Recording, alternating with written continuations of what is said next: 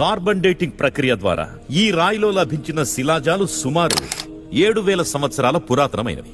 అలాగే రామసేతు నిర్మించబడి కూడా 7,000 సంవత్సరాలైంది. ఈ కోరల్స్ చూడండి, వీటిని కూడా ఎక్కడి నుంచో తెచ్చి రామసేతువులో అమర్చడం జరిగింది. They are not native to the site. సుమారు 220 సంవత్సరాల క్రితం 1788లో ఆస్ట్రేలియాకు చెందిన ఒక బొటానికల్ ఎక్స్ప్లోరర్ జోసెఫ్ పార్క్ అన్వేషణల ఆధారంగా ఈస్ట్ ఇండియా కంపెనీకి చెందిన మొదటి సర్వేయర్ జనరల్ జేమ్స్ రెనల్ ఒక మ్యాప్ ని తయారు చేశాడు. దీన్నే మ్యాప్ ఆఫ్ హిందుస్థాన్ లేదా మ్యాప్ ఆఫ్ మొఘల్ ఎంపైర్ అనేవారు. తంజావూరులో ఉన్న సరస్వతి మహల్ లైబ్రరీలో ఈ మ్యాప్ ఉంచబడింది.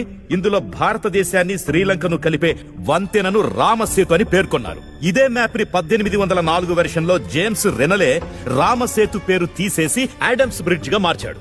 రామసేతు అకస్మాత్తుగా ఆడమ్స్ బ్రిడ్జ్ గా మారిపోయింది.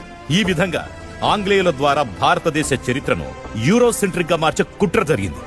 ఈ విధంగా శ్రీరామ చరిత్ర